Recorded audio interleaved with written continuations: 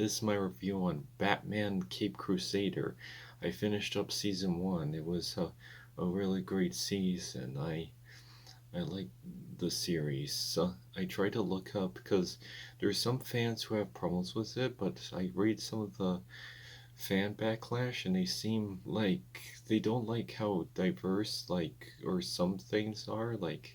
It just feels like I try listening to them, but it almost sounds a bit prejudice because I try to have an open mind. Like, I know there's a lot of people who don't like certain things that do have diversity in it, but there's like, no, it's not, we're not racist, it's just we don't like it because of this and this. Like, I have listened to those opinions, but some of the opinions I read on Metacritic sounds a bit almost prejudiced. Like, they're probably like, no, we had problems with this and this and this, but okay. But anyways, I really liked the series. I thought it was really interesting. I guess if you haven't seen the series, a little bit of spoilers, so don't watch this. So it tries to take place in the 1940s. Also, for those of you wondering, no, this has no connection to My Adventures of Superman. Like you know how the Bruce Timm DC animated universe, like the Superman animated series and the Batman animated series, try to take place in the same world.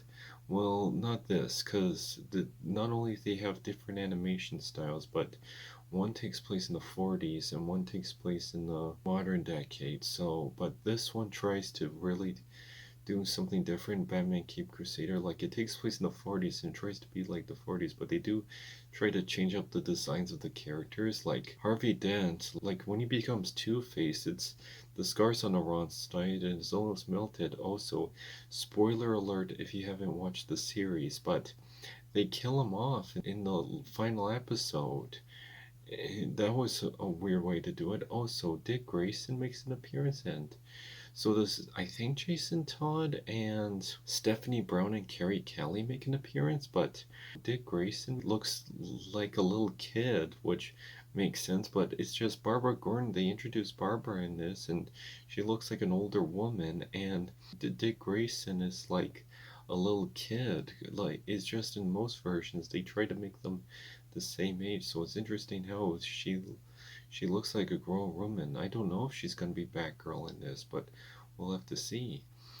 There are versions which I found really interesting that they try to make Barbara Black, like in the Lego Batman movie, and even in the canceled Batgirl movie, which I'm really disappointed that got canceled. I really wanted to see it.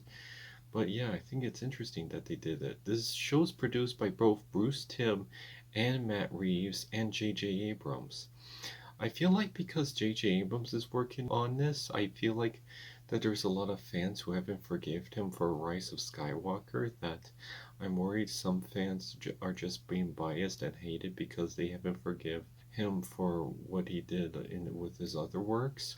But we'll see. Anyways, it's a great series. Harvey Bullock, yeah, there's two Harveys I might point out. Harvey Bullock is actually a corrupt cop in this.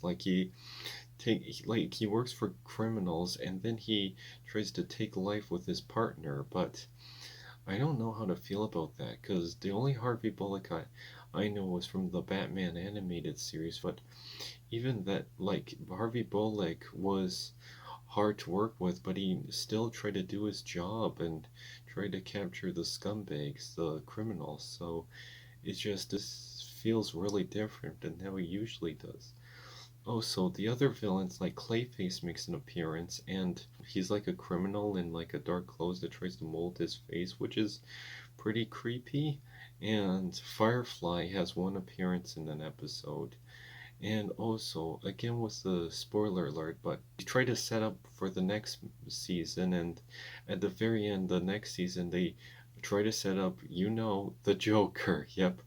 They always like to set up the Joker. I do love the Joker, but there are lots of different Joker stories, so I guess it would have been nice if they do a different villain, but the Joker's an iconic villain.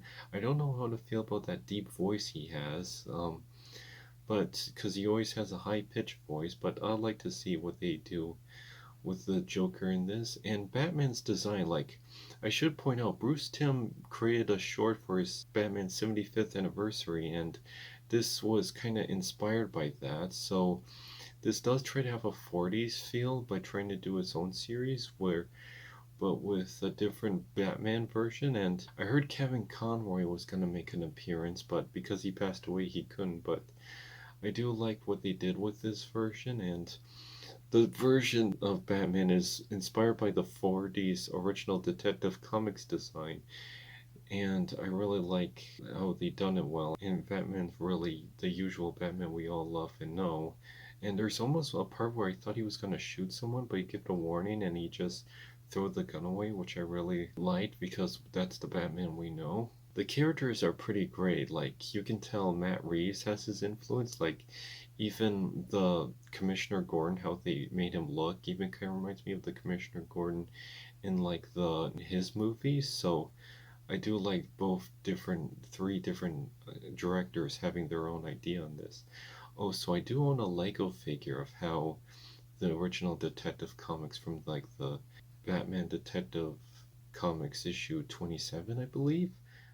See, it was part of that little bags full of DC characters, and I got one from the first Detective Comics, or I forget which issue, but it's really great that I have that. But yeah, the characters are done really well in this. Like I really like Barbara's character, I really like Gordon's character, I like Montoya and Harley Quinn. They changed up her backstory. She's a therapist, but she willingly becomes Harley Quinn on her own. Like Joker doesn't inspire her. Like she becomes Harley Quinn on her own, and she's like, I'm the jester now, and I take over. No kings, and she takes down the corrupt. Like in a way, she's a hero of her own story, but she's a villain still.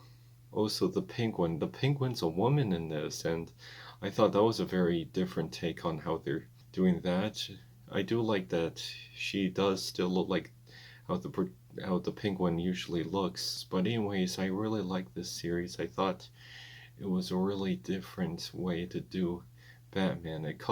They do a lot of diversity in this, which I do like, but it takes place in the 1940s, but they don't do like a prejudice story of like, oh, how is a black man or a woman doing all these jobs? But no, they just try to normalize diversity in this. Even though it takes place in the 40s, there's no like special episode of being like, oh well, that's not right because it's the 40s and we're racist and is normal here. But no, they just have diversity in this, and you don't have a pretentious message about it. That's really interesting how they did this here.